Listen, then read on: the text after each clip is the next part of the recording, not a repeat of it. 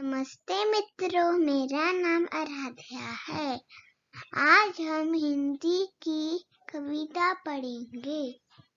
पक्षी गाए गीत, कहे कबूतर गुटरू, मुर्गा बोला कुकड़ू कू, तोता कहता टे टे टे, मोर बोलता क्वे क्वे क्वे, कोयल गाए कुहू कुहू, रटे पपीहा पिहू पिहू, चिड़िया बोली चू चू चू, मैं मीठी बोल बोलती हूँ।